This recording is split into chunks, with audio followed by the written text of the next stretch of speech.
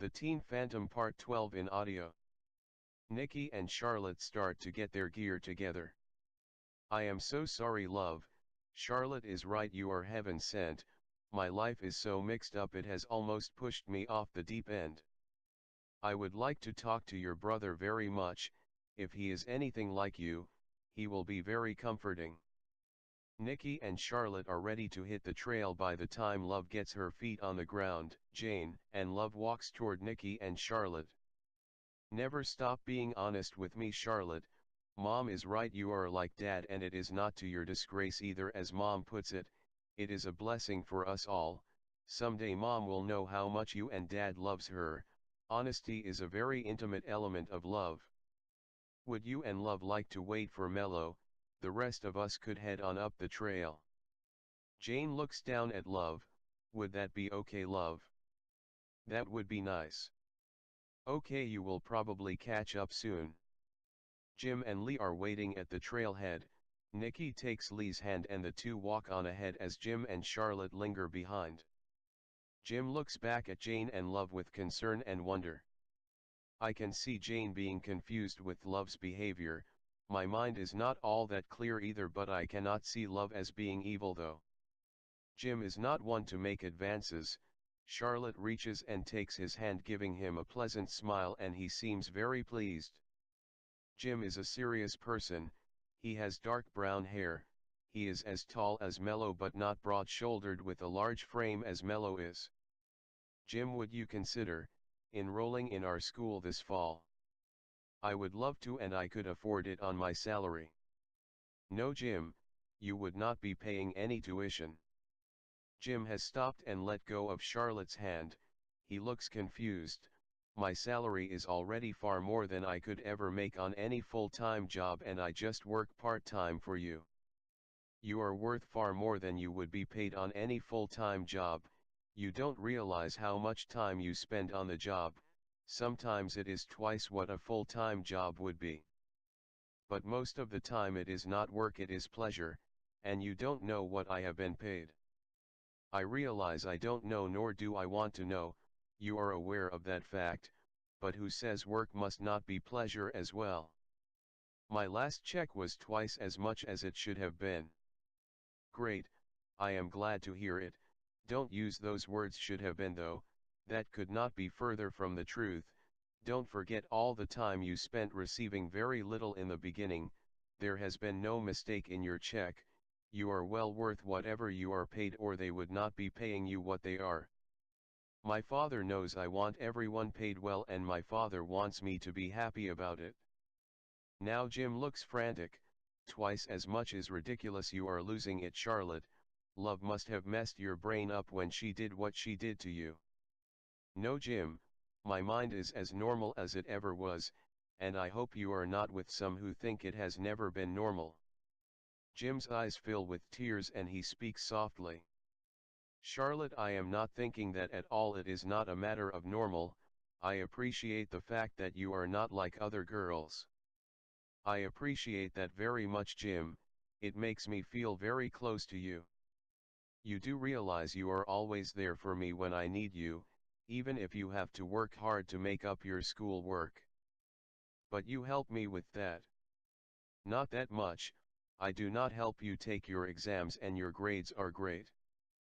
There is no way to get you to see it otherwise, is there? There is just no other way to look at it, Jim. You win, but there is not a more stubborn little girl in the universe.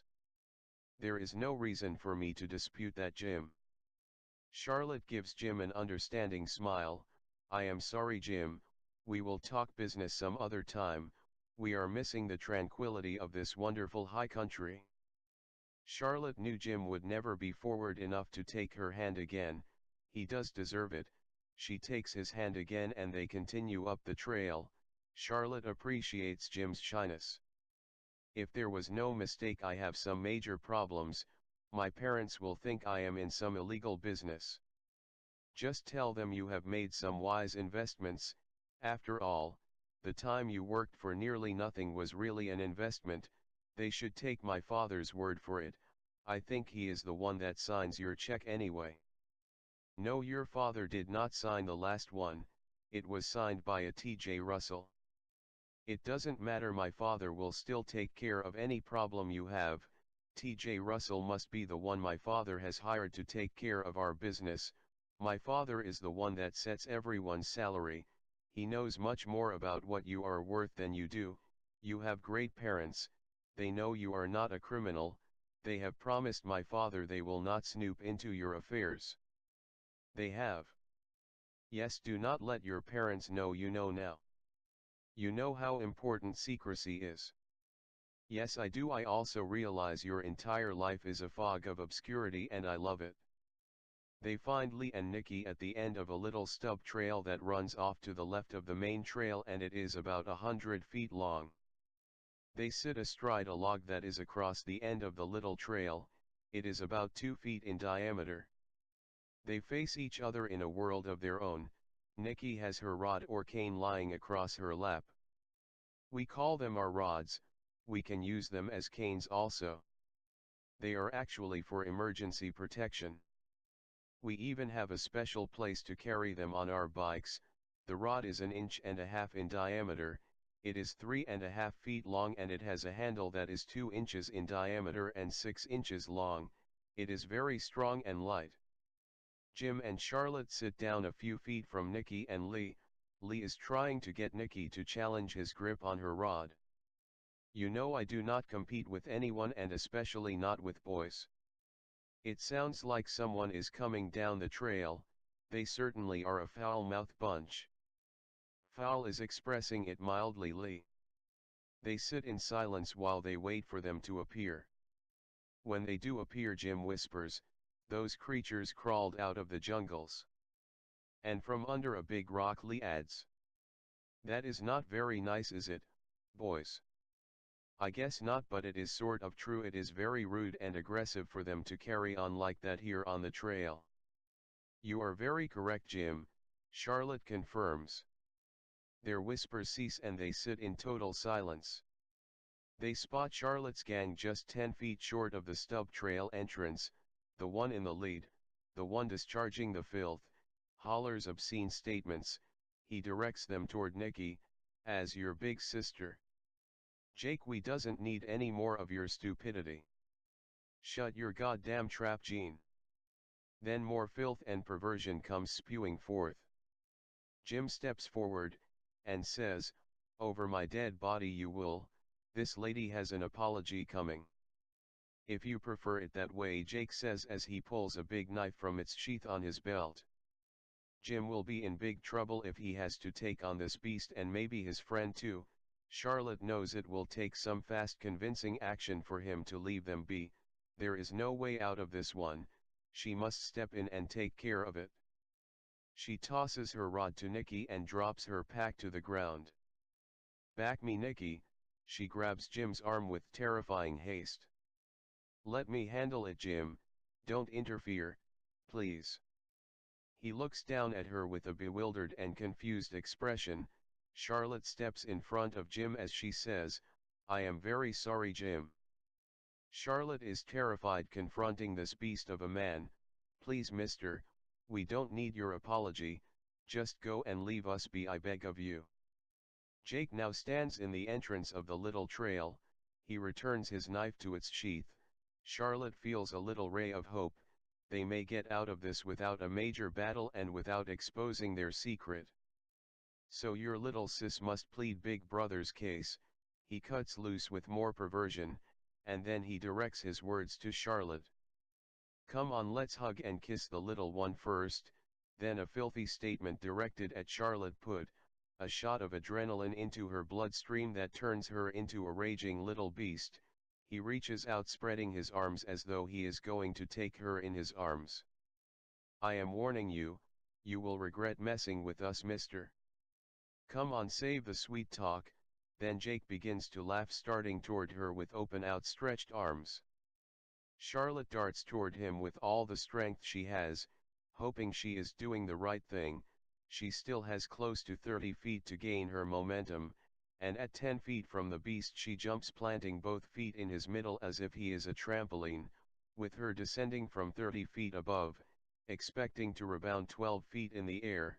but it gives way with no rebound at all, just a broken trampoline. She finds herself standing in his middle, she hops off and backs away a few feet. Nikki stands beside her about 6 feet away.